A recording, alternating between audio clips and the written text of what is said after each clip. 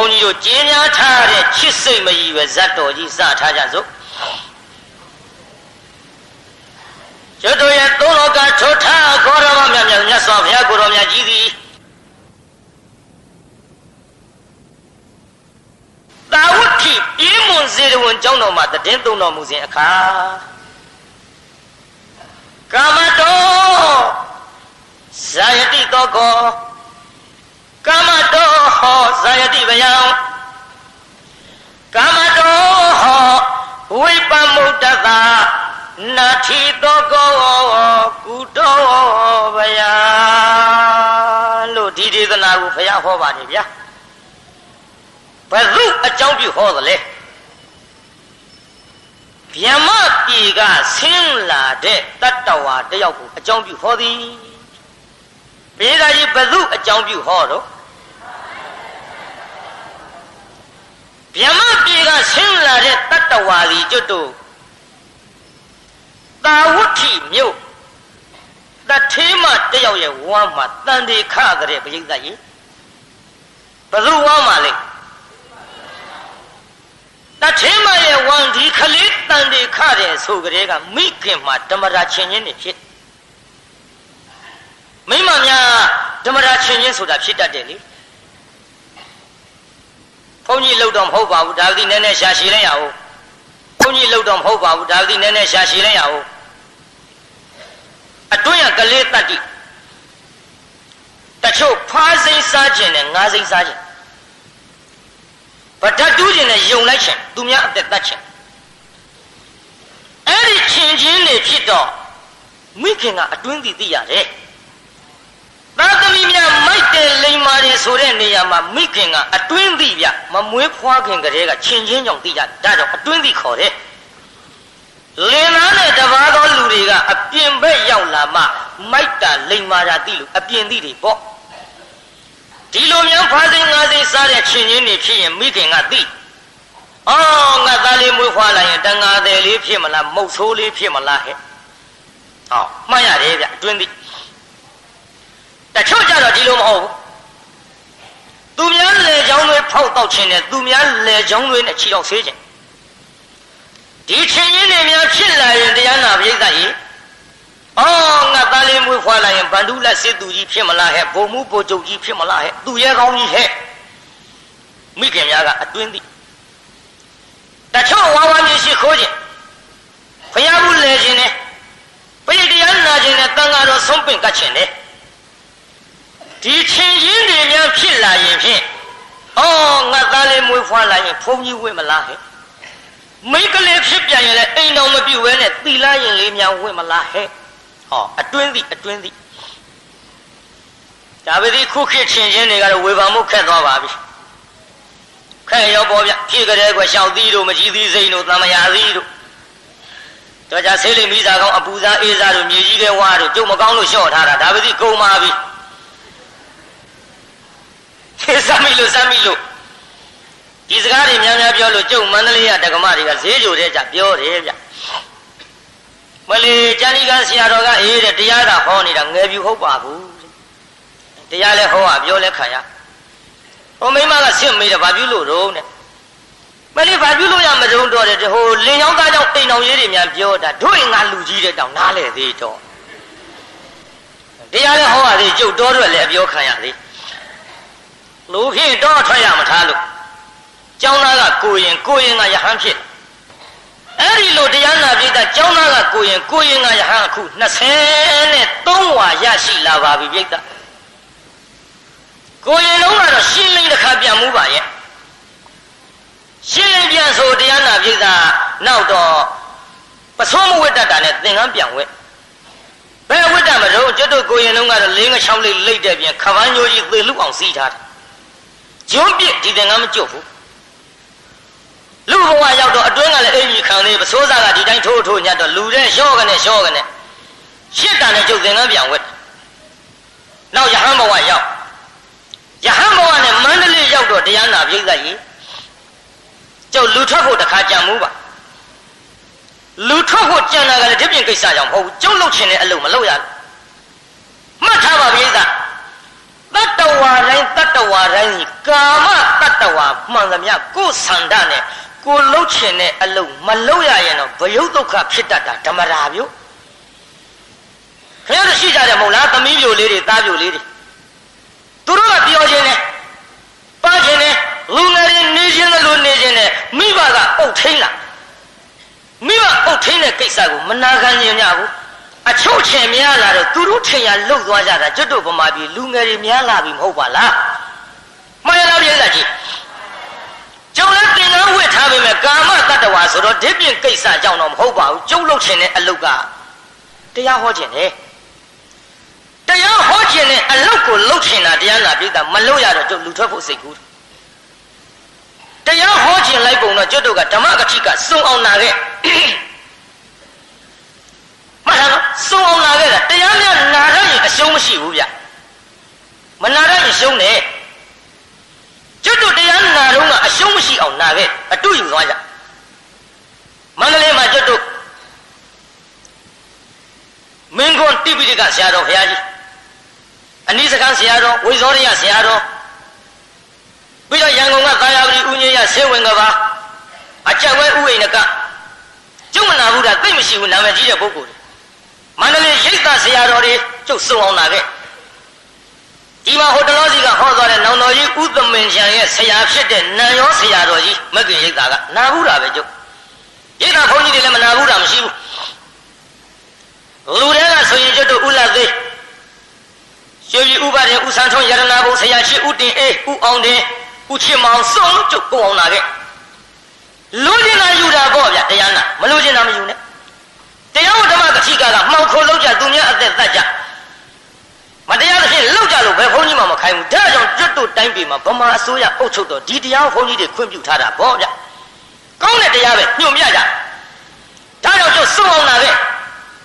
ကိုရင်လေးဟောနာတယ်ကျောင်းသားလေးဟောလဲကျုပ်နာတယ်လူကျင်တာယူတယ်လေမလူကျင်တာမယူဘူးပေါ့ဒါတရားမရှုံအောင်နာတယ်နိယောက်ျားဟောနာမိန်းမဟောနာ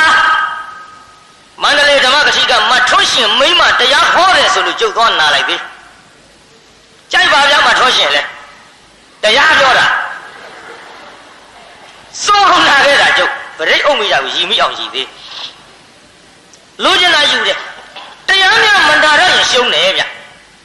ရှုံးရောပေါ်အိမ်ကထွက်ကြတဲ့ကရှုံးပေါက်နဲ့လူကျင်တာယူမဲ့စိတ်ဓာတ်မှဟုတ်ပဲတရားဝဲရှိတယ်ပြောတယ်ကွာငါသွားအကဲခတ်လိုက်ဟုတ်ထွက်ကြတဲ့ကရှုံးပေါက်လူကျင်တာယူမဲ့စိတ်မရှိဘူးရောက်လာပြန်တော့လေကြိုက်လို့ရှိရင်ပြုံးခေါင်းတစ်ဆက်ဆက်ညိတ်မကြိုက်လို့ရှိရင်ဒီတရားမျိုးကနုတယ်ဆိုသလိုလိုရင့်တယ်ဆိုသလိုလိုနဲ့အပြစ်ဖြစ်ပြီးတော့ပြန်သွားအဲရှုံးအောင်နာကျွတ်တို့အပြစ်တင်မှဆိုရင်လို့ကာဘာလို့ဟောတာမဟုတ်ဘူးနော်ဖြူးမျိုးကအပြစ်တင်မဲ့ပုဂ္ဂိုလ်တွေလည်းမပါပါဘူးကျုံနာခဲ့တာပြောတာမရှုံးအောင်နာစေခြင်းနဲ့နီးကလေးနဲ့ယူစေခြင်းလုံးကျုပ်သာယာပတိဝိနည်းကြီးတရားကိုနာတယ်ဗျကျုပ်ဆရာကြီးတရားဆိုင်နာအင်္ဂုလိမာလာဟောအဲ့ဒီတရားနာပြီးတရားနာပြိဿကျုပ်ကကြောင်းရောက်ရင်တမျိုးပြိဿတရားပွဲကိုတပွဲပြန်ဟောကျုပ်နာတဲ့ဘုန်းကြီးရဲ့တရားကိုကျုပ်ကတပွဲပြန်ဟောနာသူရှိမရှိတယောက်တည်းဟောပြသာယာပတိဝိနည်းတရားနာပြီးတော့ကျုပ်ကြောင်းရောက်တော့ဥညရဟောတဲ့အတိုင်းမတ်တရပတင်းပေါက်ခွင့်သူများရဲ့အိတ်ကုန်ပြီနိုင်ပြန်တစ်ချက်လောက်ရောက်နေတပါးရဲ့မတ်တရပြီးအောနေတာဥညရဟောတဲ့နေ့တိုင်းတာရေလူလေးစိတ်ကဟမရင်းငါသာကြည့်လည်းချလိုက်ပါတော့လားကွယ်ဟိန္ဒကရဲ့အော်ဘုန်းကြီးကအောက်ကပတင်းပေါက်ကမော့ကြည့်ဒါတောင်းစားနေတရားဟောနိုင်ငံညာဖြစ်ဖို့တိတ်တော့လွယ်တယ်မထင်တဲ့သလောင်းစားအဆဲခံလေသူများတွေတိတ်ကုန်နေရဘလို့လည်းချခိုင်းထားလေကျုပ်လည်းဖြုတ်ကနေဆိုငုတ်တုတ်ထိုင်လန့်သွားနောက်မအော်ရဲနောက်တော့ဘုန်းကြီးကဆဲယုံမကဘူးပရိသတ်ကြီးအနန္နာရှိတဲ့တရားစာဥတေသိမ့်ဂါထာရွတ်ဆဲတရားစာဥတေသိမ့်ဂါထာရွတ်ဆဲနဲ့စာသင်ပြတ်မှာဆိုလို့အဲ့ဒါလိုလှုပ်လာတော့ကျုပ်စိတ်ချင်းရဲလာတော်ပြီဘုန်းကြီးဘုရားငါလှုပ်ချင်တဲ့အလုံးမလှုပ်ရထွက်တာကောင်း ထွက်တာကိစ္စမရှိဘူးဘုန်းကြီးလူတွေပညာမတတ်ထမင်းကပါသေးကြတယ်ကဲစာဝတ်နေရေးအတွက်တော့သင်အောင်မဓာတ်ပုံရိုက်သင်ဓာတ်ပုံရိုက်တတ်တယ်ပရိသတ်ခဲထိုးတတ်တယ်ကာလာချဲတတ်တယ်ဖလင်ဆေးတတ်တယ်ပုံကူးတတ်တယ်အင်ရာဂျာဆိုလားပါဆိုလားမရှိလို့ပုံကြီးမချဲတတ်တာတခုပဲနောက်မှန်မရာရေးကျုပ်ကောင်းကောင်းတတ်နာယီပေါက်စာလေးတွေပြင်တတ်စက်ချုပ်တာဂါဝန်တွေကစပုံဝမျိုးမျိုးကျုပ်ချုပ်တတ်မိုင်းကစက်ကူနဲ့သင်ရတာအဝတ်နဲ့သွင်းမွဲသွားမှာပေါ့ကဲပညာ၄၆မျိုးဘာပညာနဲ့လှုပ်ရှားစားထမင်းတော့မငတ်ဘူးထွက်တာကောင်းတယ်ကျုပ်ဝတ်စားတွေဝယ်တော့လေအဝတ်စားတွေဝယ်တော့တရားနာပြိတ္တာဘယ်သူကသွားလျှောက်တယ်မသိဘူးကျုပ်ဘုန်းကြီးသိရောဥစဉ်နေပါပဲသွားဘုန်းကြီးတိုက်ရအဲ့ဒါပေါ့ဗျကတုံးကတုံးချင်းသွားတိုက်လို့ကတုံးကတိုက်ဆိုတာအဲ့ဒီစကား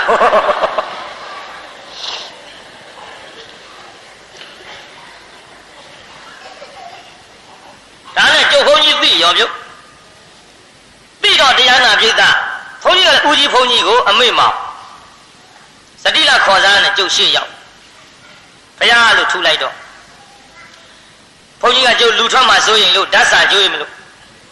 ဘုန်းကြီးကျွေးမဲ့ဓာတ်စာလည်းနားထောင်ကြည့်ဦးဟိုလမ်းလေဘုရားကညနေ4 နာရီကိုသီလဘေးပင့်ထားတယ်တဲ့အဲ့ဒါမင်းလိုက်သွားတဲ့သီလဘေးရုံနဲ့မဟုတ်ဘူးပေါ့ကွာတဲ့တရားလေးပါလေးလဲကိုတတ်တလောက်မှတ်တလောက်ဟောခဲ့ပေါ့တဲ့ဓာတ်စာကျွေးအဲ့ဒီသီလဘေးလိုက်သွားဟောကျင်နေတာနဲ့ရင်ငတ်တုံးရေရင်းနဲ့ကြအဲ့ဒါနဲ့ကျုပ်လူမထွက်ဖြစ်ခဲ့ပါဘူးပြိဿဩခုနကမန္တလေးကဒကမတွေကဈေးတဲ့ကျုပ်တောရွယ်ကြီးပြောလို့လူထွက်ရမထားလို့ထွက်ဖို့ကြံတာတော့မအောင်မြင်မုံလေးရှောက်ပြောလိုက်တာစကကြောရှိသွားကိုင်းပြန်ဆက်ကြအောင်ဆိုကြည့်တရားနာပြိဿဓမ္မရာချင်းချင်းဖြစ်လာတယ်ဘယ်လိုဖြစ်လာသလဲဗြဟ္မပြေကဆင်းလာတဲ့ကလေးတန်တွေခတော့မိခင်မှလေဖြစ်လာတဲ့ဓမ္မရာချင်းချင်းမိမချင်းကြိုကြည့်ကြည့်မိမချင်းမျက်စောင်းထိုးတယ်မိမအနတ်နာရီလေတန်ဒီယူထားတဲ့မိခင်ကနှာခေါင်းရှုံနဲ့နှာခေါင်းပိတ်တယ်အတွင်းကကလေးတတ်တိပရိသတ်ရဲ့အဲ့ဒီကလေးကြီးမိခင်ဝင်တဲ့တန်လေးခါစဉ်ကလေးကိုကမိမတွေရဲ့အပေါ်မှာချစ်စိတ်မရည်ရွယ်ခဲ့ပါမှတ်ခဲ့နာမည်စောစောစီးစီးဖော်ထားရဒီလိုချစ်စိတ်မရည်ရွယ်ခဲ့ပဲနဲ့ဗြဟ္မပြေကတတ္တဝါတာဝဋ္ဌိမျိုးတထေမဝံတန်တေတီပြီးတော့9 လလွယ်တိုင်10 လခတ်တုတ်တုတ်ပဲဖွာလိုက်ကြပါစို့9 လ10 လစောင့်နေကျုပ်တရားနောက်နှစ်တောင်ပြီးမှာမဟုတ်ဖွာလို့တားယောက်ျားလေးဘေးသားကြီးပါလေဖွာမြောက်တားယောက်ျားလေးဖွာမြောက်တော့လေအပြင်ဘက်ရောက်ပြန်တော့လည်းပဲဒီကလေးကတရားနာပရိသတ်ကြီးအမေမျက်နှာမြင်ရင်ကက်ကက်လန်းအောင်ငိုသည်အမေအနံ့ကိုနိုင်ရင်ငိုသည်အမေလက်နဲ့ကင်တာကိုအကင်မခံလို့ဒီမဲ့တရားနာပရိသတ်အဝတ်ကလေးခေါင်းမှုလို့ခွေပြီးတော့အဝတ်ခွေတဲ့ထဲ့ပြီးတော့နို့ချိုတိုက်ကျွေးရတဲ့ပရိသတ်လူအဖြစ်ရောက်လာတဲ့မိန်းမတွေရဲ့ပေါ်ချစ်စိတ်မရည်ရွယ်ခဲ့ဘူးဒီတော့ခင်ဗျားတို့အနေနဲ့ကလက်နဲ့ကင်ပြီးနို့ချိုတိုက်ကျွေးလို့တော့မရဘူးအဝတ်ခွေတဲ့ထဲနို့ချိုတိုက်ကျွေးတော့စိုးသလားဖယားကတ်တီးကတ်တတ်တော့မမေးနဲ့အဲ့ဒါတော့ဖယားသွားလျှောက်တော့ပါတဲ့အတိုင်းတော့ကျုပ်ဟောလိုက်ပြီအဝတ်ခွေတဲ့ကိုထည့်ပြီးနို့ချိုတိုက်ကျွေးရမိမအနံ့ကိုမခံရင်လို့ဒီခလေးကိုနာမည်မှဲ့လိုက်တော့အနိဋ္ဌိကန္ဓကုမာရာမှတ်ကြပြုအနိဋ္ဌိကန္ဓကုမာရမြန်မာလိုပြန်တော့မိမအနံ့မခံကျင်တဲ့သတို့သားတဲ့သူ့နာမည်ဒါပဲရပါမိမတွေမုန်းတဲ့နေရာမှာကွက်မုန်းတယ်မထင်နဲ့နော်အမေကစာမုန်းအမေကမိမကိုမိမအနံ့မခံကြအောင်မုန်းခဲ့မေးရအောင်များစကားမစကျွတ်တူဖြူမျိုးကတရားနာလာတဲ့ဟောဒီပရိသတ်ထဲကတကားတွေထဲမှာမိမအနံ့မခံကြအောင်မုန်းတဲ့တကားများရွေးထုတ်ကျွတ်တူဘယ်နှယောက်လောက်ရပါဟာအာနာပါနာနဲ့မွေးလိုက်ရ ရမထင်ပါဘူးကျွတ်တို့တကားတွေကတော့မန္တလေးကတကားအံ့လို့နေမှာပါမန္တလေးတကားအံ့ကျုပ်ကမေးကြည့်တကားအံ့ဆိုဖယားခရမိမတွေမုံမှုလားဆိုမုံပါဖယားခရဘယ်လိုမုံတာလို့ဆိုတတိတော်မိမကြီးကလွဲအကုန်မုံပါဖယားကိုယ့်မုံတာဗျကျွတ်တို့တကားတွေလည်းဒီလိုကိုယ့်မုံမှာပါဟိုမှာကြည့်တရားနာပိသအဋ္ဌိခန္ဓာကြတော့အမေကစပြီးတော့မုံခဲ့တယ်အဲ့ဒါလိုမုံပြီးတော့လာလိုက်တဲ့ကလေးတဖြည်းဖြည်းနဲ့အရွယ်ကလေးရလာတော့အမေလို့သူကသားရဲ့အဋ္ဌိခန္ဓာလို့ခေါ်လိုက်တဲ့အချိန်ခါမှာအပြေးကလေးလာဆယ်တော်ဝါဖဏချော့ခါကလေးကိုင်းသွားအမေရှိဒုတုတ်ထိုင်ဟေးလိမ္မာတဲ့သားသမီးနော်မနေ့ကလည်းပြောခဲ့ပဲမှတ်သွားကြမိဘရှိဒူးလေးတုတ်ထိုင်တော့မမေကျွန်တော်ရောက်ပြီခင်ဗျအေးတားရဲ့ငါသားအမေပြောစရာရှိလို့ဟုတ်ကဲ့ပြောပါခင်ဗျကျွန်တော်နားထောင်နေပါတယ်မေမေရဲ့ဒီလိုတားရဲ့ဟိုငါသားကိုလေအမေအိမ်တော့ချထားဖို့စီစဉ်တယ်ကွဗျာမေမေပဲလို့ပြောလိုက်တယ်ဩငါသားကိုမိမပေးစားမလို့ကွမျက်နှာလေးအောက်ဆိုင်မျက်ရည်ပေါက်လေးတွေကြားတယ်မမေပဲလို့ပြောလိုက်တာတော့ခင်ဗျမိမအနမခံရအောင်မုန်းတဲ့တန်ဖို့အနိဋ္ဌိခန္ဓာလို့တောင်အမေတို့နာမည်ပေးကြတော့မဟုတ်လားခင်ဗျမိမတွေကိုအနမခံရအောင်မုန်းတဲ့တန်မှန်သိပါလေရဲ့ကနဲ့မမေဒီမိမတွေနဲ့ဥစ္စာရာရှင်တွဲပြီးတော့အတူတကွနေရမယ်ဆိုရင်ဖြင့်ကျွန်တော်အဝိစီချတာနဲ့တူပါလိမ့်မယ်ခမညာကျွန်တော်အိမ်တော်မပြုတ်ပါရစေနဲ့မျက်ရည်လေးကြတော့ဟောကြည်စမ်းငါသားကြီးငိုးနေပြီငိုပါနဲ့လားသားရဲ့တိတ်တိတ်လူလေးအိမ်တော်ပြုတ်ဖို့ပြောတဲ့ကိစ္စနဲ့မျက်ရည်ကြရသလားသားရဲ့ကဲတိတ်ပါသားရဲ့တိတ်ငါသားကြီးမငိုနဲ့ငါသားမျက်ရည်ကြရင်အမေမျက်ရည်ကြရမှာပေါ့သို့တော်လည်းငါသားစဉ်းစားထားနော်ဟောကြည်တရားနာပြိတ္တကြီးစဉ်းစားထားတော့ဆိုပြီးမေ့ပျောက်ပျောက်နဲ့ပဲနင်းလာလိုက်ကြတာနောက်တဖန်ခေါ်ပြန်ပြီပြုတာရဲ့လူလေးအနိဋ္ဌိခန္ဓာခေါ်လိုက်တော့မိဘရှိရောက်ဒူးကလေးတုတ်ထိုင်မမေကျွန်တော်ရောက်ပြီခမရဘယ်နဲ့တော့တာရဲ့အမေစဉ်းစားထားဆိုတာလေအမေပြောတဲ့ကိစ္စလေဟာမေကလည်းတခါလာလဲဒီစကားခဏခဏပြောနေတော့တာပဲ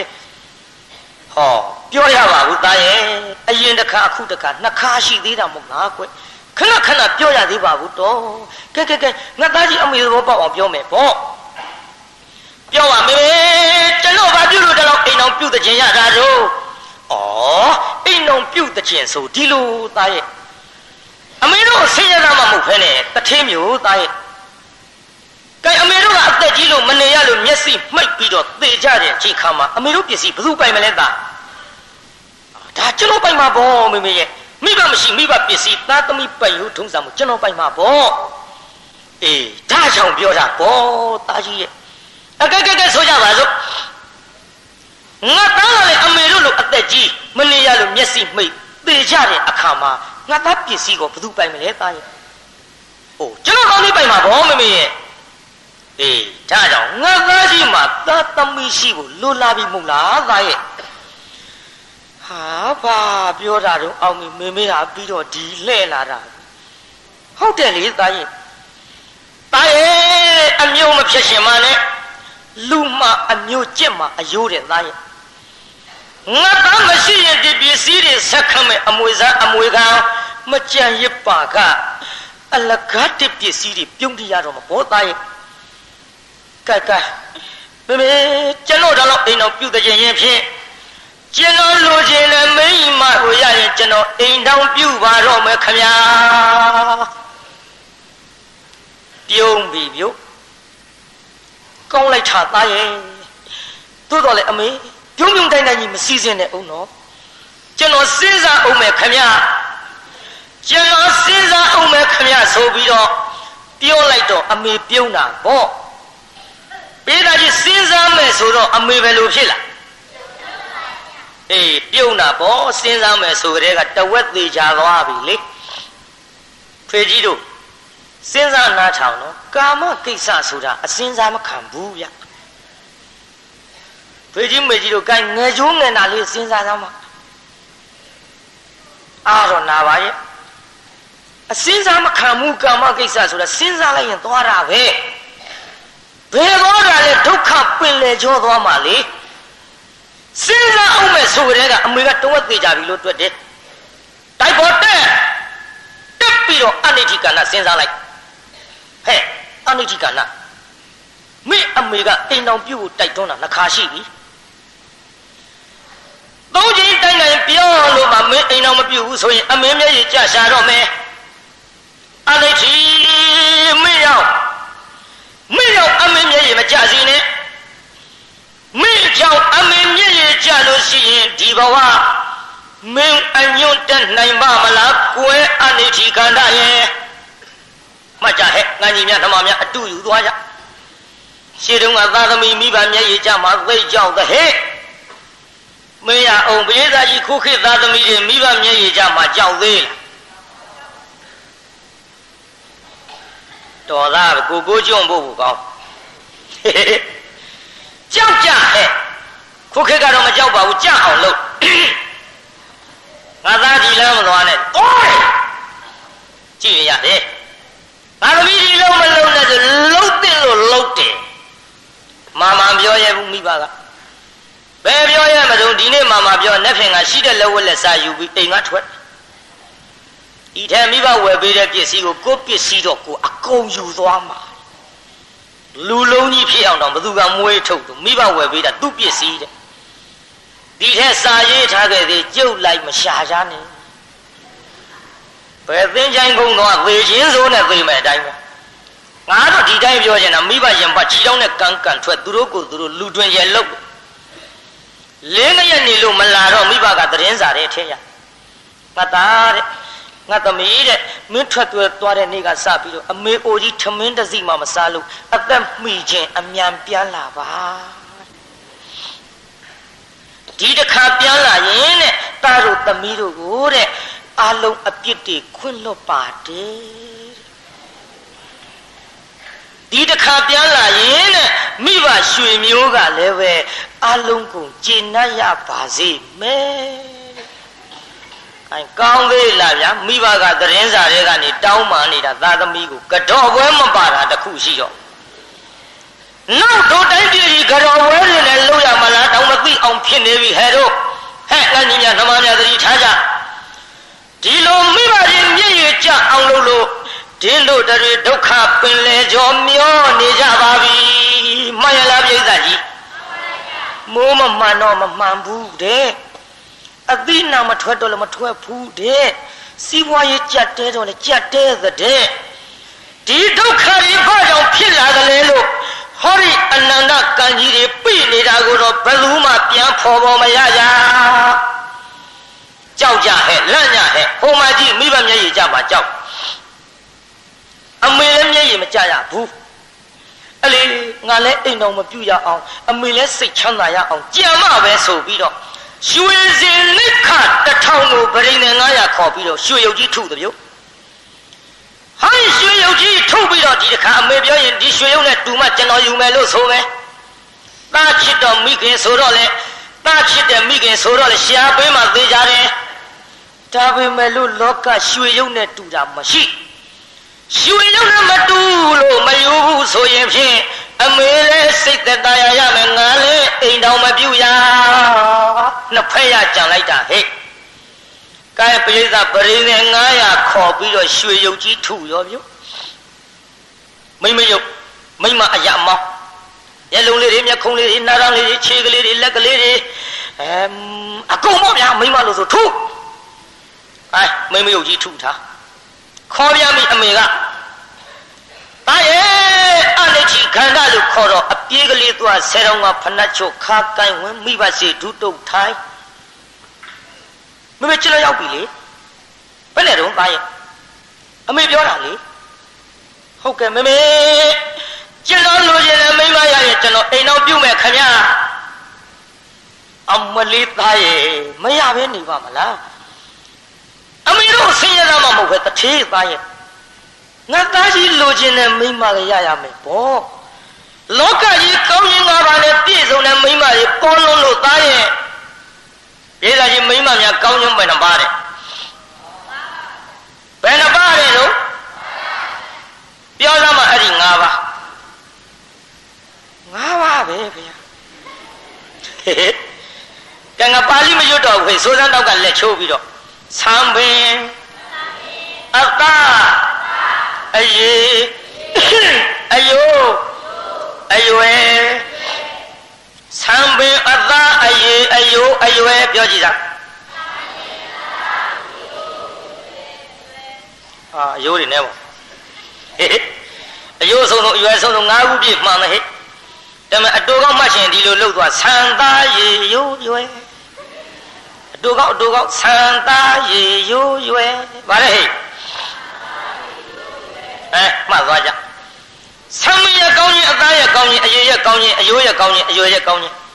သံပင်ရဲ့ကောင်းခြင်းဆိုတာနောက်ဆက်ကဖြန့်ချခြေပနောက်ထိတာလီတာလေးကဲ့သို့အထက်ကော့ပြန်နေတဲ့ဟဲ့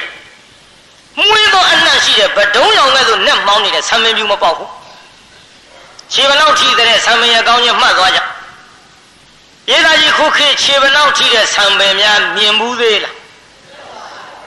ဘယ်မြင်လေးရှိမှမရှိပဲဆံမင်းလေးမှာခုတ်ပေါ်ဝဲမဲ့မကြဘူးတရုတ်ဆိုင်သွားကောက်တဲ့၅ချက်ကောင်းပေါ်လှမ်းကြည့်စာပေါင်းနဲ့ကြီးကြမန်းလေးတုန်းကတော့အောင်းမိတယ်အဲ့ဒီဒကမတွေနောက်ကလိုက်ပြီးနောက်ကမီးနဲ့လိုက်ရှို့ဘယ်လောက်ကြည့်ကောင်းလိုက်အောင်းမိတာမရှို့ရပါဘူးရှို့ငါလည်းရဖြစ်နေရပါပေါ့ကျဉ်းညံဖမှန်သူတို့မို့နေဖြစ်ကဲရှိသေးတော့လေဆံမင်းရဲ့ကောင်းခြင်းနောက်အသားရဲ့ကောင်းခြင်းဆိုတာလက်ဖွားခြေဘဝနှခမ်းသားလေးများညီမြန်းပြီးတော့နေတယ်ဟဲ့ခိုးခြေတော့အသွင်ကြီးအာသီးမဲ့ပမာဏညီမြန်းနေဆေးဆိုးပဲหนีတာပြောတာအခုခေတ်လည်းหนีပါတယ်အခုခေတ်ကတော့နှခမ်းနေမကပါဘူးနှခေါင်းတွေရောပါးတွေရောနှဖူးတွေရောဘယ်လိုလျှောက်လှုပ်တယ်မသိဘူးဘလနဲ့မြင်မလို့တချို့မိန်းကလေးတွေဟိုနှခမ်းကြီးဆိုတာနေရွက်ရောက်ဟိုမန္တလေးကြီးပြောပါတယ်ဖြူမဟုတ်ပါဘူးဘယ်နဲ့ကို့သူများကြည့်စီလို့ရီမှမသိအလှပြင်တာအယုတ်ဆိုးအောင်ဖြစ်နေလို့ငါပြောတာဟေ့မျက်စောင်းတော့မထိုးကြနဲ့မှန်ကြီးရဲ့ကြည့်ရတာနဲ့ဗဇဗဇမသိဘူးလှုပ်လာလိုက်တာနှခမ်းထားရှာထားဘလို့လို့လှစေခြင်းလို့ပြောတာပါဟဲ့အယုတ်ဆိုးအောင်သူများကြည့်ကြည့်အောင်မဖြစ်စေခြင်းလို့ကဲအဲ့ဒါအသားရကောင်းနေနဲ့ပြလက်ဖွားချီဘဝနှခမ်းသားဆေးမဆိုးပဲနေတဲ့နောက်အရေရဲ့ကောင်းခြင်းအရေရဲ့ကောင်းခြင်းဆိုတာဝဲချန်တင်းဒိတ်အပိတ်အဖုဘာမှမရှိဝါဝင်းပြီးတော့ရွှေဆင်းတဲ့သို့ရေများတောက်လိုက်ရင်လေချောင်းနဲ့ဆင်းသွားတာမြင်ရမလားမြင်တယ်ပြောတာမဟုတ်ဘူးနော်မြင်ရမလားသေချာနားထောင်သွားတချို့ကနားမလဲပါမလဲနဲ့အမလီတချို့များလှတာလေးတဲ့မဲလေချောင်းနဲ့ရေဆင်းတာမြင်တဲ့ရမ်းမပြောပါနဲ့မြင်တယ်ပြောတာမဟုတ်ဘူးဟဲ့မြင်ရမလားမြင်တယ်လို့လေးထင်ရတယ်တဲ့ဒီလိုဆိုနေတယ်အဲ့ဒါအရင်ရဲ့ကောင်းခြင်းအမွှန်းတင်ထားတယ်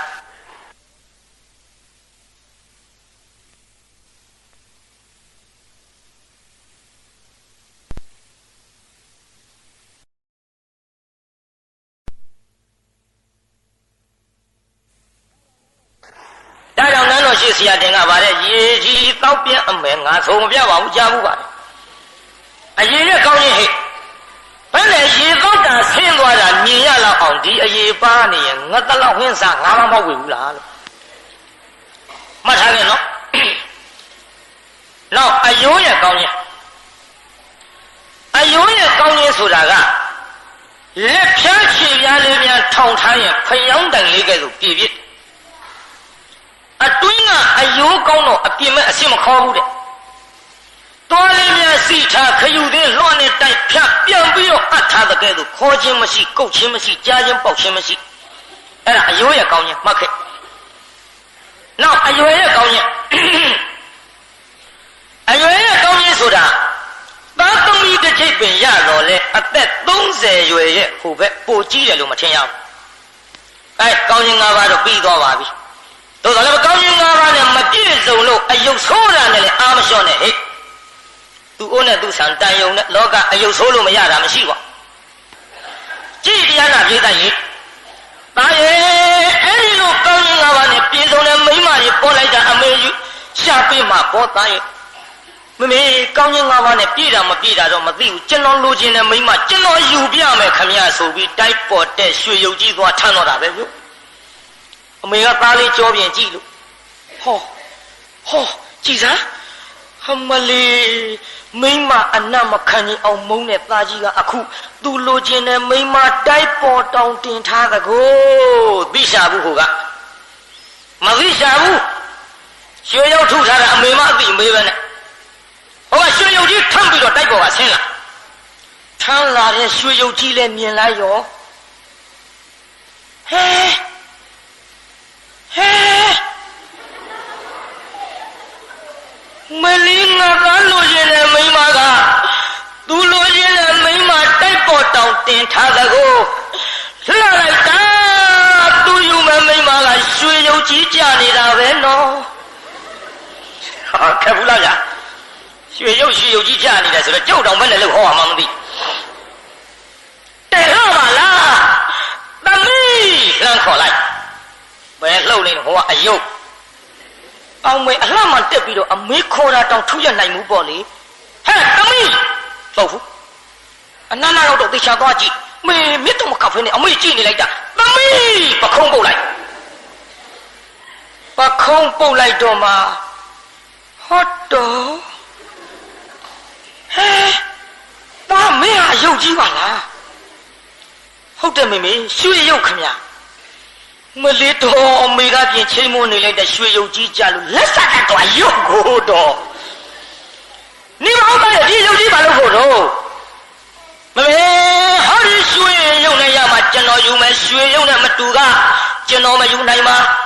ရွှေရုပ်နဲ့တူတဲ့မိမကိုရမှာကျွန်တော်ယူမယ်ခမရလို့အမေပြောလိုက်တော့ဟမလေးသားရဲ့လောကကြီးရွှေရုပ်နဲ့တူတဲ့မိမရှိရမယ်ပေါ့သားရဲ့တာချစ်တဲ့မိခင်ဆိုတော့အမေတို့ဆင်းရဲသားမှမဟုတ်ဖ ೇನೆ အမေရှာပေးစားမှာပေါ့ဟဲ့ပုံနာများလာကြစမ်းပုံနာတွေခေါ်ရှေ့ရောက်တော့ကြည်စမ်းဒီမှာရွှေရုပ်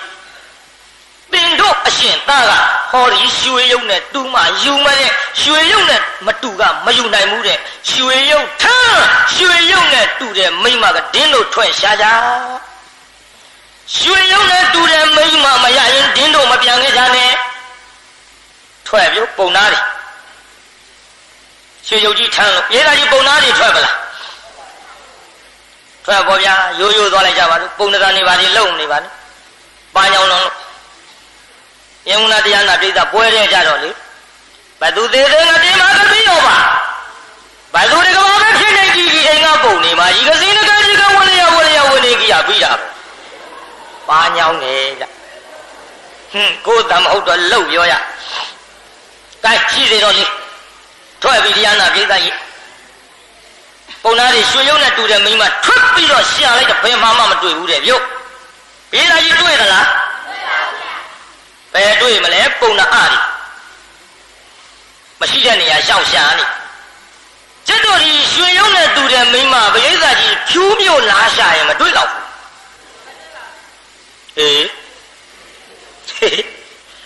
မန္တလေးမေးမိတယ်ပြိဿရွှေရုံနဲ့တူတဲ့မိန်းမပုံနာအားတွေမရှိတဲ့နေရာရှောက်ရှာလို့မန္တလေးရွှေမြို့တော်ကြီးလာရှာမတွေ့တော့ဘူးလားဆိုရှေ့ကကလေးတယောက်ကတွေ့ပါခရကျုပ်ကလည်းကလေးသွားဆက်စုလုပ်လိုက်တယ်ဒီကောင်မြင်ထားပြီထင်တယ်လို့ဒီတော့ကလေးကထကြော်လိုက်သေးဒါပြီးတော့တို့ရင်နောက်ခါကမီလေးလေးတိတ်တာကိုင်ပိဋကကိုရွှေရုပ်ကိုတော့လှနေကြတာပဲကိုဗျကြည့်တရားနာပိဋကရေအခုရွှေရုပ်နဲ့တူတဲ့မင်းမတွေ့ကြတော့ဒီကနေ့ရှိတဲ့မြို့ရောက်ကြပေတော့မယ်ရောက်တော့မယ်မြို့ပိဋကကြီးနည်းနည်းတော့မေးရအောင်ခုနှစ်ဆောင်တိုက်ခမ်းမီးမထုံးမဲ့လင်းတာဘယ်သူတို့ပပဝတီတို့နေတဲ့မြို့ကဘာမြို့ ဒါကြားဘူးရဲ့သားနဲ့မသိရင်သချင်းသာကောက်ဆိုလိုက်တာကလည်းခေါ်တိုင်းပြည်ကြီးဝဲပါပါဝရီရဲ့ဆိုပေါ်လာတာပေါ့ဗျာတာကလည်းမျိုးဒီတော့ဘုရားကအောင်မဲ့မှာကိုအမလီပါဝဝရီကမင်းကုသနဲ့အတိတ်ဇလန်ဒါကဘုရားလက်ထက်ပြစ္ဆုတ်ပံဝတ္ထုကြီးပါဝဝရီနဲ့မြန်ဘယ်လိုသွားရမှာပါလဲမဟုတ်ပါဘူးမရပါဘူးပါဝဝရီနဲ့ဒါပေမဲ့လို့စကားဆက်ဆက်လို့ကျုပ်ကထည့်ပြောတယ်အဲ့ဒီပါဝဝရီလုံးမိမ့်မချောမိမ့်မလှတွေထွက်ဖူးတဲ့တာကလမြို့မှာရွှေရုပ်နဲ့တူတဲ့မိန်းကလေးရှိတဲ့ဘုရားရှိတယ်ဗျတာကလမြို့ဘုံခုနှစ်ဆင်းအမြင့်တင်ထားရဘုံခုနှစ်ဆင်းအမြင့်တင်ထားတော့နာမည်လေးပေးချပြန်တော့လဲမိရွှေလှအထိန်တော်ကြီးနဲ့အဆောင်လျှောက်ခိုင်းပြီးတော့ထားအမေကချင်းလုံးလို့တခါတလေကြတော့လှရဲ့လှလို့တလုံးနဲ့နာမည်လေးအဖျားဆုပ်ခေါ်ခဲ့တဲ့ကိုတာကလမြို့မှာရှိတဲ့တော့ရွှေရုံးနဲ့တူတာပြေးတာကြီးရှိသလားမရှိဘူးလားရှိတယ်ဗျ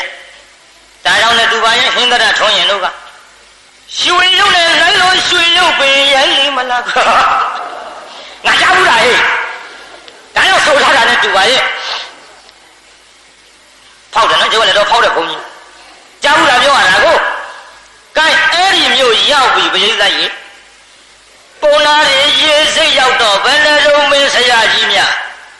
ရွှေရုပ်နဲ့တူတဲ့မိမလှရှိမရှိကျွန်ုပ်တို့ဒီသာကလမျိုးဟောဒီရေစိတ်ကရွှေရုပ်ချဆောင်ရစို့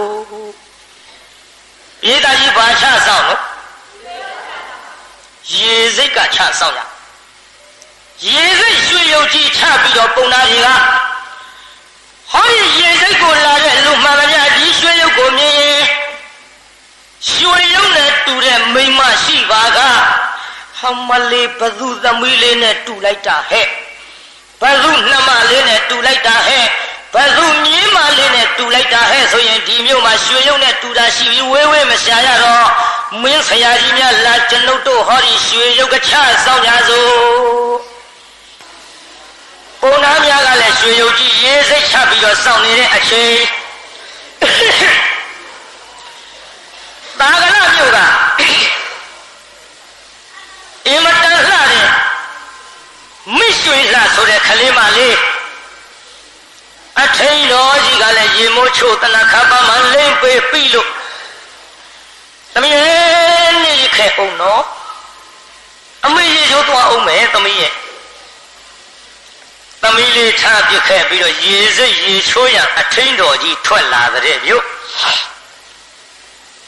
ထွက်လာတော့ရွှေရုပ်လည်းမလှမ်းမကန်းကမြင်လိုက်ရောပရိသတ်ကြီးဟောကြည်စားအောင်မဲတဲလေးလော်မာတဲ့သမီးသူ့ရေချိုးပြီးတိုက်ပေါ်တင်ထားခဲ့အခုသူကရေစိတ်ငါအရင်ရောက်နေပါဗောလားမာပြီဗျမာပြီဗျရွှေရုပ်ကြီးသူသမီးထင်သွားပြီအမလေးတလောက်လှနေတဲ့သမီးတစုံတစ်ခုဖြစ်ရင်ငတ်တာဝန်ကြီးပါလားဟဲ့သမီးတန်းခေါ်လိုက်အယုတ်ပဲလှုပ်လိုက်ရွှေရုပ်သမီးခေါ်တော့ပုံနာတွေလှုပ်ရွရွဖြစ်လာဟောမင်းဆရာကြီးများဘယ်နဲ့ဆုံးများလာနေပြီဗျကျွတ်တို့ရွှေရုပ်ကိုသမီးလို့လှမ်းခေါ်လိုက်ပြီဗျဟဲ့သမီးအောင်မေအမေခေါ်လာတော့ထူအောင်ပေါ့လေကြည်စံအခုရေစိတ်သူပဲလေကြောင်ရောက်နေပါလိမ့်မယ်တို့သမီးခေါ်ရင်နဲ့အနန္တရောက်သွားလို့မျက်နှာသေးသေးချာချာစီစီဆက်ဆက်ကြည့်လိုက်တော့ဟင်မျက်တုံလည်းမခတ်ပါလားပခုံးလက်ကလေးနဲ့ပုတ်သမီးဟဲအယုတ်ကြီးပါလားမလေးငါသမီးလေးနဲ့တူလိုက်လေချင်းမျက်လုံးရဖန်နှာရငါအစာချွတ်ဆွတ်ထားသလိုကြီးပါလားတူတဲ့ပြုတ်ဒီလိုသမီးခေါ်နေဆုံးပြုံးနဲ့ပုံနာတွေရောက်ဟောပုံနာမြတော်ကြီးသင်တို့ဘယ်ကလာကြတာတော့ကျွန်ုပ်တို့ခရီးသွားရင်နားနေပါလေခင်ဗျာ ဒီရုပ်ကဘယ်သူ့ရုပ်တော့အဲ့ဒါကျွန်တော်တို့အရုပ်ပဲနေပေါင်းသင်လို့ရွှေရုပ်ကြီးချပြီးဘာလုပ်ကြတာတော့ဩနားပါတယ်လို့ပြောနေထိန်တော်ကြီးတော်ကြီးနဲ့မသိသေးပဲနဲ့ထိန်တော်ကြီးဆိုတော့ကြွားကြသွားလိမ့်နားပါတယ်လို့ပြောနေမှတော်ကြီးနေပါဦးတော်ကြီးရဲ့ခမည်းကဒီရွှေရုပ်ကိုသမီးခေါ်ရအောင်ခမည်းမှာရွှေရုပ်နဲ့တူတဲ့သမီးများရှိလို့လားအောင်မယ်ပုံသားတွေကသူတို့ရွှေရုပ်တန်ဖိုးလုပ်လို့ဒီလိုရွှေရုပ်ငါသမီးရဲ့ရှင်ထားဘာတန်ဖိုးရှိမှလဲအတော်ကြီးခမည်းစကားစဉ်းစားပြောပါတော်ကြီးမယုံဘူးလားတင်လို့ကမယုံပါဘူးဗျာရွှေရုပ်နဲ့တူတာမှမတွေ့ရတဲ့ထဲခမည်းကရွှေရုပ်တဲ့သားရင်တောင်ဆိုးနေတော့အေးလေမယုံဘူးလားမယုံနိုင်ပါဘူးတော်ကြီးရဲ့ဟေးဓမ္မ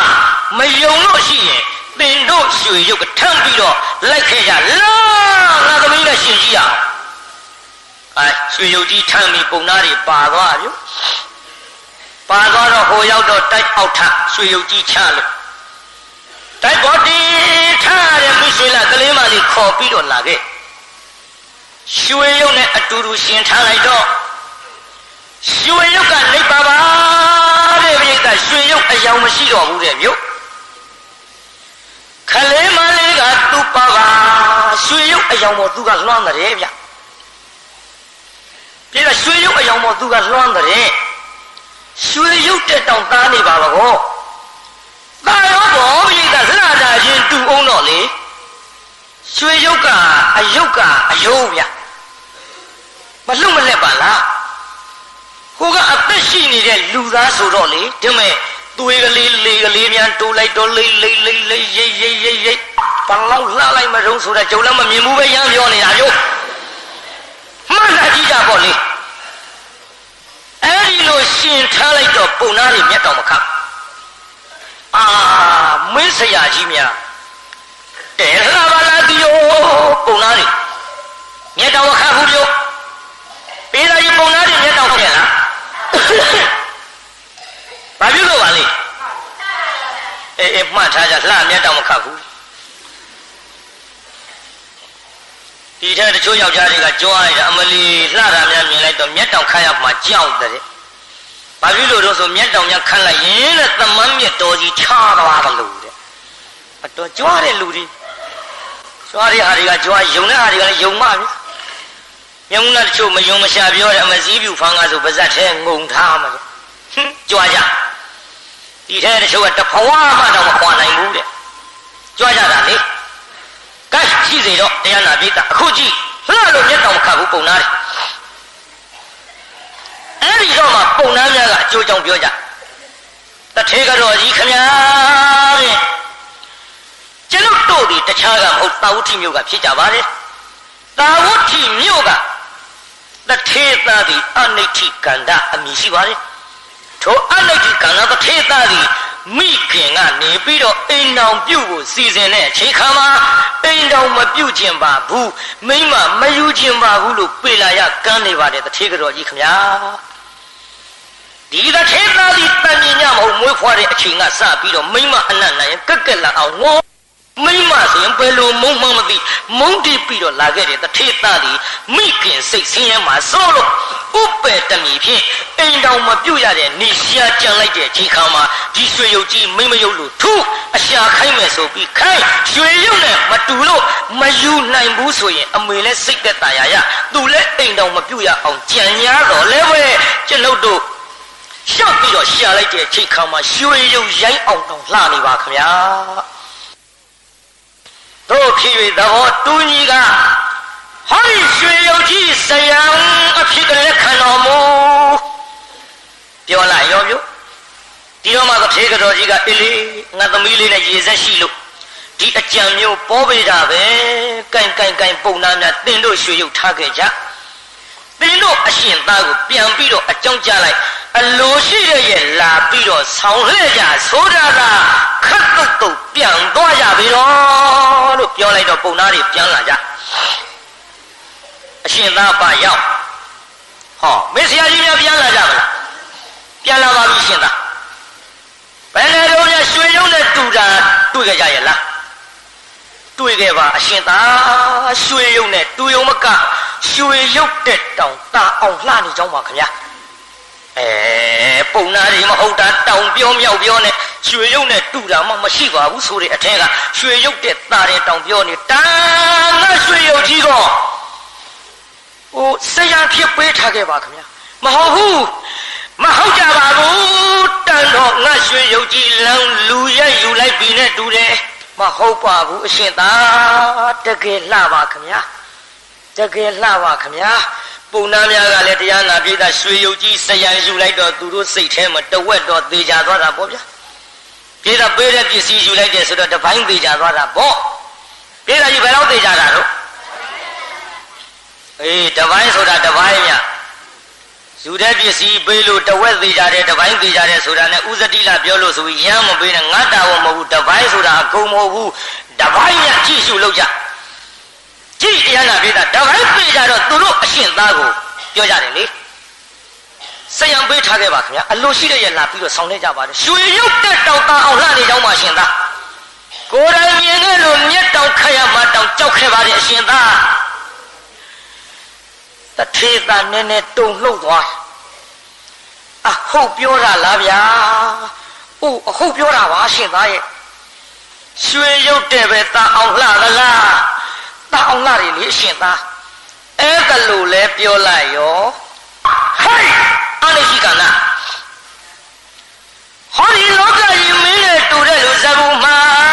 ရှိနိုင်မလားကွယ်ဖြစ်သွားပြီဗျ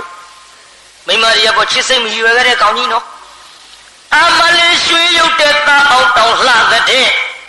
ရွှေရုပ်ကြီးတောင်းမှငါမျက်စိနဲ့ကြည့်လို့မဝဖြစ်နေတာရွှေရုပ်တဲ့သားအောင်လှတယ်ဆိုရင်ဖြင့်ဒီမိမလှကြီးတိုက်ပေါ်တယ်အုံးဆက်ရရှင်တွဲပြီးတော့အတူတကွနေလိုက်ရရင်တော်လားဟင်းဆိုသူစိတ်သာကလာရောက်ပြီဗျမြန်နေနော်မြန်နေနော်လူကသာဝဋ္ဌိမှာစိတ်ကသာကလာရောက်သွားပြီဗျခင်ဗျားတို့ဘုရားရှိခိုးရင်ရန်ကုန်ကတစ်ခေါက်ပြန်ခဲ့တယ်လို့ဘောအမေကြီးတို့ရဲ့စိတ်ဘာမှလို့တို့တချို့ဘုရားရှိခိုးနေတာဩကာသကာယကံဝစီကံမနောကံကသုံးပါးဘာကမှလေးတစ်ခါပဲခိုးတယ်ဝင်ကုန်မယ်ဘယ်လေးပါးကသုံးပါးရဖြစ်ရှိပါရလူငါးပါးလို့မဟုတ်ဘူးဘာလဲခိုးလိုက်ဟုတ်ခြာလမကိုရမ်းလို့စိတ်ပြဘာမှလို့တို့မြောင်းတဲ့တူစွာပစ်ပင်ကြီးခန်းရှိရာအကုန်ရောက်တယ်လို့30ပုံတော့ဖြင့်လေခြုံကြည့်လိုက်ရင်ခရစ်တို့ကျွတ်တို့စိတ်ကရောက်ခဲ့တဲ့နေရာကြီးဗျ။ကဲကြည့်တရားနာပြတာခုတာကလာရောက်ပြီ။မစ္စရာကြီးများဘာလို့ရှင်သားတခါလေးခေါ်ခဲ့ကြရောပေါ့ဗျာ။ချစ်စိတ်မရွယ်ခဲ့တဲ့ကောင်ကြီးနော်။အရှင်သားမှကြိုက်မှမကြိုက်မှမသိပဲနဲ့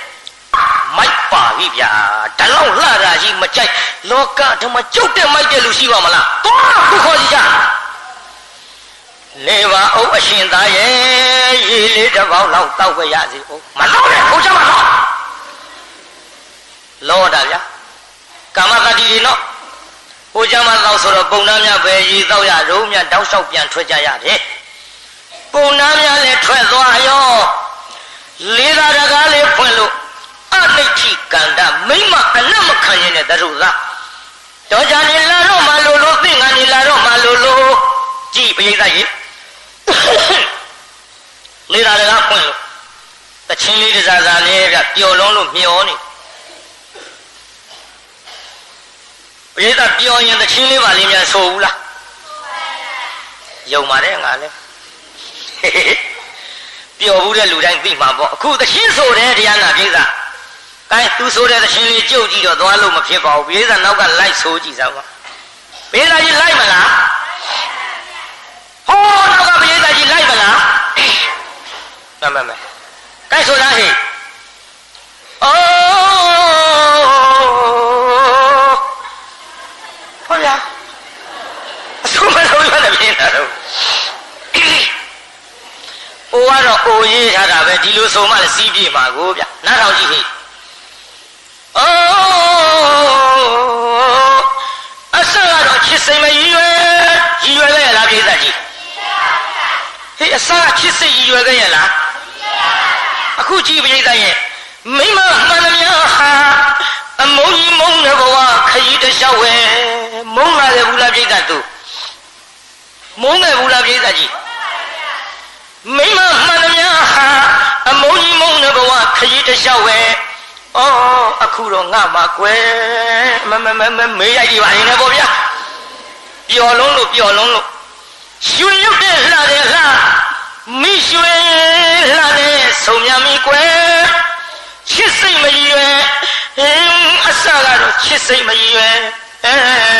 ရွှေရုပ်တဲ့လှသူရဲ့အခုတော့မှာပဲချစ်မိပြီပေါ့ပြာစားတဲ့ဆိုဒီတိုင်းပေါ့ဗျာပျော်လုံးလို့တချင်းလေးတကားစားတဲ့သူကမျောပုံနာများကလည်းသာကလမြို့သို့ရောက်ကြပါလေပြီပြိတ္တာရောက်တော့တထေးကြော်ကြီးမျက်လုံးပြူသွားဟောကြည်စားပုံနာတွေပြန်လာကြပါဘောလားဟိုမလေးငါသမီးလေးနဲ့သဘောမတူလို့ရွှေရုပ်ပြန်ယူမလို့နဲ့တူရဲ့သာကလမြို့ကမိရွှေလာကြီးတော့ဟောတာဝတိမျိုးကအရှင်သားနဲ့သေချာပါတဲ့ရွှေရုပ်ကြီးတောင်ဆယံပေးသွားပါတဲ့နဲ့သာကလတစ်မျိုးလုံးဟိုးလေးတကြောဖြစ်ပြီးမှသဘောမကျလို့ရွှေရုပ်ပြန်ယူရင်ငါသမီးလေးစကားဖြစ်ုံကအဖတ်တင်တော့မှာပေါ့ပေါင်းအိမ်တော်ပြန်မင်းတို့အတွက်ပြောနေတာဟဲ့မင်းကလေးတွေကြက်ကြက်ဂယုဆိုင်ကြသမီးတကောင်နွားတစ်ထောင်နဲ့ထိန်းချောင်းရလွယ်မှဟိုတော့ကလည်းဟိုကြမှာတော့တင်ရလည်းပြီးတော့မှတော့ဟိုတော့ကအရှင်သားဆိုတော့ကြောက်တယ်လေဒီကြတော့တထေးကြော်ကြီးသူတို့နဲ့ဘာမှတော်တာမှမဟုတ်ဘူးမနေနိုင်ဘူးပြုတ်ဂိုးဆိုတော့တော့ရေးသားရေးဖာပြောခြင်းတော့ဒီလိုမှရေရတော့ရတော့ရေးသားရေးအဲ့ဒါလိုလဲတောက်ပြီးတော့ပြောစမ်းဆိုတော့အရှင်သားကအခုခေါ်ခဲ့ရမှာတဲ့တထေးကြော်ကြီးရဲ့ဟဲတော်သေးရဲ့ခုမှငါရင်ထဲကအလုံးကြီးကျသွားတော့ဟဲထိန်တော်ကြီးဘာတော့သူမကြီးခေါ်ခဲ့ဆိုတော့မိရွှေလအောက်ခေါ်လာအမေရှိတူလေးတုတ်ထိုင်သမီးမိမလှကြီးငါသမီးကြီးမျက်စိအောက်ကအပြောက်မခံနိုင်ပေမဲ့လို့အရွယ်ရောက်လာတော့အခါမလင့်ရဘူးသမီးရဲ့တစ်ပင်များတော့မှလည်းပြီးချိန်ပြီးပွင့်ချင်းပွင့်ရတယ်လို့ငါသမီးကြီးအရွယ်ကလည်းရအလားရှည်စစ်ပါတယ်တထေးသားဒီအကျန်းကြီးပေါ်ရွှေရုပ်ကြီးလေသမီးရဲ့သမီးအတွက်ဟောဒီပေါ်မှာပို့ထားခဲ့ဒါကြောင့်ငါသမီးကြီးလိုက်ပေတော့ဟဲ့ထိန်တော်ကြီးဘာတော့ညီလေးလိုက်သွားအောင်မယ်တော်ထဲလေကျုပ်ကနေရိုးလားအေးလေလိုက်ပါလို့ညီပြောနေမှာလိုက်မယ်တော့ဒီကောင်ကလိုက်ပါပြောနေမှာဟဲ့ဟိုကလေးမလေးကြီးခေါ်လိုက်ကလေးမရံရွေပေါ်ကြီးခေါ်လို့သမီးတို့ညီတို့မလှမ်းတော့လိုက်ကြမလားလိုက်မယ်ကျမတို့လည်းမလှမရှိရင်မနေခြင်းဘူးနဲ့ဟောရံရွေပေါ်အမျိုးသမီးအထိန်တော်ကြီးနဲ့တကွပုံနာများတရားနာပိဋကကြီးကလေးမလေးရင်ရထားပေါ်တင်းပြီးတော့တာကလကနေပြီးတာဝတိခရီးနှင်ကြတော့မယ်ပေါ့အမေလို့သူကတော့မျက်ရည်စာလေးနဲ့သမီးမိမလာကြီးလိုက်ပေတော့အမေကမျက်ရည်ကျတယ်နှမျောလို့ငါညီများနှမများမင်းတို့မိဘတွေလဲသားသမီးအိမ်တော်ပြုသွားငိုကြရှာတယ်ကွနှမျောလို့ဟဲ့မိဘများကသာမျက်ရည်ကျနေတာသူတို့ကတော့ဗျာရှေ့လည်းပြောမကောင်းမိဘကသာမျက်ရည်ကျသူတို့ကတော့ဘာပြောတော့အမလီကိုချစ်သူနဲ့နေရလောကကြီးတောင်မေ့ဆိုသလိုလိုဒီထဲပြောကြသေးကိုချစ်သူနဲ့နေရရင်နဲ့ရွှေမျိုးတွေတောင်ဘယ်သေးကောင်းသေးလားကိုနေရှင်တာနဲ့ရွှေမျိုးတွေဘယ်သေးကာမတတိနော်ဖေကြီးမေကြီးတို့ကာမတတဝမှန်သမျှဒီခဲ့လို့ရောက်ရပြောတတ်ကြတာပဲဗျအခုကြည့်အမေလို့သူမျက်ရည်ကျပေးမယ်လို့ဟိုကလေးမလေးကပါသွားပြီပြိတ္တာရေရထားပေါ်တင်ပြီးတော့ခရီးနှင်လိုက်တယ်ဆိုရင်ပဲသိနှုညံ့တဲ့ကလေးမလေစိတ်အတိုက်မခံရတဲ့ကလေးမရွှေရုပ်ရိုက်အောင်လှတဲ့ကလေးမဆိုတော့ရင်ရထားလှုပ်တဲ့ဆောင်းတဲ့တန်သူမခံနိုင်ဘူးယမျက်နှာလေးရှုံမဲ့အ အတွင်းကလေနာယောဂဖြစ်ဟဲ့သမီးအမေငါသမီးကြီးဘယ်လိုဖြစ်တာတော့အမေသမီးရင်လည်းဘယ်လိုဖြစ်မှမသိဘူးမေရဲ့သမီးလေနေရတော့လည်းမဟုတ်ပါဘူးအော်မဟုတ်တာသမီးရဲ့နမီမရှိတဲ့ဇကူဦးမတန်းဆောင်ပါနဲ့မပြောနဲ့သမီးငါသမီးဘယ်လိုဖြစ်တာတော့သမီးလေဘယ်လိုဖြစ်မှန်းကိုမသိဘူးရင်နဲ့နာတာကြီးရဲ့မေရဲ့ဒေသကြီးနဲ့တော့မှတ်ထားနော်အပြင်ကလာဖြစ်တဲ့ယောဂမဟုတ်ဘူးအပြင်ကလာလောက်တာမဟုတ်အတွင်းကဖြစ်လေသိလုံးခတ်တာဗျဝါတမုခဆိုတဲ့မွေကြီးကိုက်နေတယ်ဖေကြီးမေကြီးတို့ရဲ့လေမွေကိုက်ဒါကြောင့်မဟာဘုံ၄ပါးကိုမွေကြီးလေးစင်းလို့ဘုရားကိုယ်တော်မြတ်ဟောတော်မူသည်အခုလေမွေကိုက်နေတယ်ဗျတောင်တန်းများကြမြန်မြန်အသက်ထွက်တတ်တယ်နော်ဟောမီးမွေကိုက်တဲ့လူကြဘယ်လိုဖြစ်နေမကောင်းလို့စမ်းကြည့်ဟဲမိခဲ့ကြီးကြလို့ချစ်ကိုတောက်လို့မီးမွေဗျတေစောကိုက်ပထဝီမြေမွေကိုက်တဲ့လူကြဘာဖြစ်တော့စားသမျှအစာမကြည့်ဘူးပိုက်ချက်တက်ကြီးရှုပ်ထားတယ်လို့တောင်တလင်းတင်းကြီးအဲ့ဒါမြေမွေကိုက်နေတယ်ရေမွေကိုက်တဲ့လူကြတော့ထမင်းမစားဘဲနဲ့တောင်ဝလာတဲ့ပြိဿထမင်းမစားပဲဝတယ်ဆိုလို့ဆန်သေးကြီးတာနဲ့အတော်ပဲဆိုပြီးရေမွေသောအကိုက်မခံနဲ့ရောင်တာပြောတာကလဖောရွက်ရှာကျွေးဖို့စိတ်ကူးတော့အာဘောတွေပြေးလာအခုလေမွေကိုက်နေတယ်အတွင်းကလေတင်လောက်ခတ်အမေသမီးနေရတော့လည်းမဟုတ်ပါဘူးမဟုတ်တာပဲသမီးရဲ့ဟုတ်ပါတယ်မေသမီးရောကသမီးသိတယ်မေရဲ့သာဝတိမျိုးအရှင်သာထံမရောက်မဲ့တူတူတော့လက်ခွလက်တကောင်ကျွတ်ဘဝနဲ့မသေးပါရစေနဲ့မိဘအရေးခိုလုံးပြီးတော့သေပါရစေတော့မိဘရထံသာလနဲ့ပြန်ပို့ကြပါတော့သာလနဲ့ကိုပို့ကြပါတော့ပုံနာကြီးတွေဗျာမဟုတ်တာပဲသမီးရဲ့ငါသမီးကြီးမပါရင်အဖေတို့လည်းမပြရဲဘူးဗျာဟိုကလေသာပရင်းကလေအဖေတို့ထွက်အလာမှာချင်းတစားစားနဲ့ပြောနေရတဲ့သမီးရဲ့